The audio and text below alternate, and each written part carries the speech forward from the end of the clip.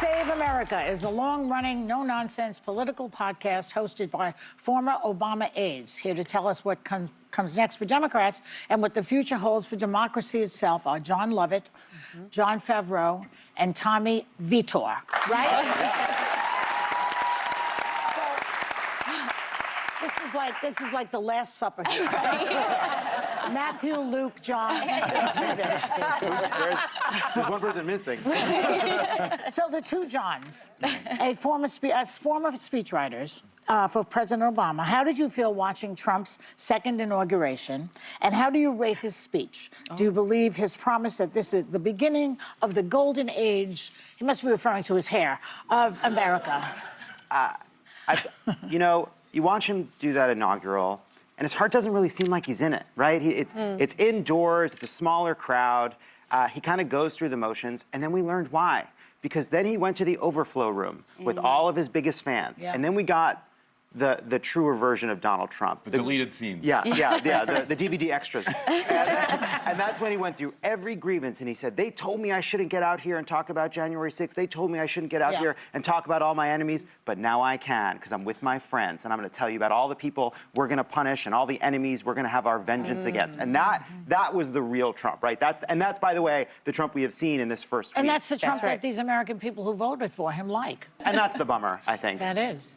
Well, Trump has already signed a flurry of executive orders, right? Including pardoning the January 6th insurrectionists, even those who harmed law enforcement officers. They're now being released from prison. He's getting a lot of backlash over this, as Biden is for giving blanket pardons to members of his own family. And preventative pardons, to people like Liz Cheney and Anthony Fauci, Dr. Fauci. Are they both guilty, in your view, of setting dangerous precedent here? I don't love the Biden pardons. I've said that. I'm not here to defend them. I understand why Joe Biden pardoned some of those people preemptively, because Donald Trump campaigned on saying that he wanted to investigate them, even though they have seemingly committed no crimes. But I think the Trump pardons of the January 6th rioters have been the most terrifying action he's taken yet to me. If you just, It's only day 4. I know, but it's like Michael Fanone, who was a 20-year police officer in D.C., he wasn't even on duty the day of January 6th, responded to a call for help. He gets dragged down the stairs, beaten with a pipe. He gets sprayed in the face with bear spray. And then he gets tased multiple times in the back of the neck until he has a heart attack, goes unconscious. And then they said they wanted to kill him with his own gun. And then he pleaded with them and said, please, I have kids. The man who tased him, who caused that heart attack, Daniel Rodriguez, is now out of jail. He was sentenced a year ago. He's now out of jail.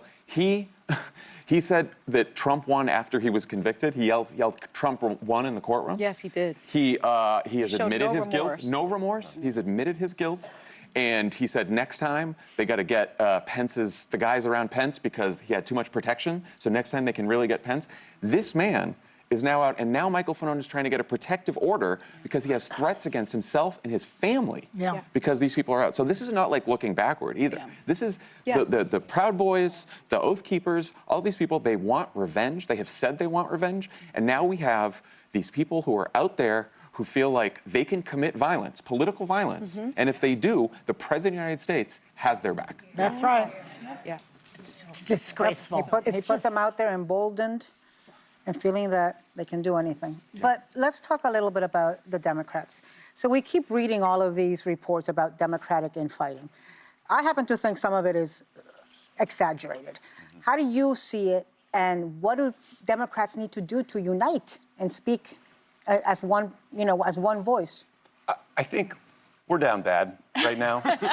We have to be honest about that. I don't like infighting for infighting's sake. I think one thing, though, that harmed the Democrats over the last couple of years was a lack of candor and not being honest with ourselves, that there were a lot of voters who felt like Joe Biden was too old to get another 4 years, and they were rejecting his candidacy. And you could see it in polling, and you could see it in primaries, and Democrats said, you know what, it's fine, everything will be okay, Trump is bad, and therefore that will offset that. So I think candor is good. Getting back to first principles about who we are and what we stand for is important. We need to be a party that is pro-worker, that is anti-war, that is anti-establishment, that is anti-money in politics.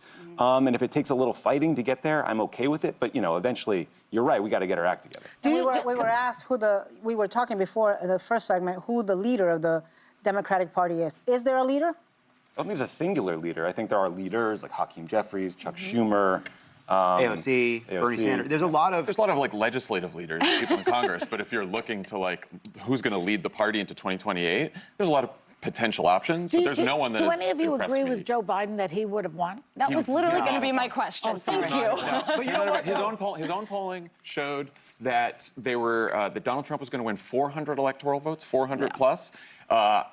This I don't blame Joe Biden for. Yeah. His people, the people closest to him, refused to show him the polling, the real didn't polling. see that. So it wasn't until Chuck Schumer. But at the end of the day, we know who won and we know who didn't win. Right. He is a white man. Right. She was a black woman. And she still came within 1 million votes. I think Donald Trump. Voting for him would have eliminated racism and misogyny. I'm just I think saying. we can thank Kamala Harris for preventing what would have been a landslide that would have obliterated many more House seats and many more Senate seats. However, I will say this. If Joe Biden wants to spend the rest of his days believing he would have won, I think that's a gift we can all give him. I'm fine with that. All right. We've all had elderly relatives that we let have a little fantasy, and I'm fine with that. All right.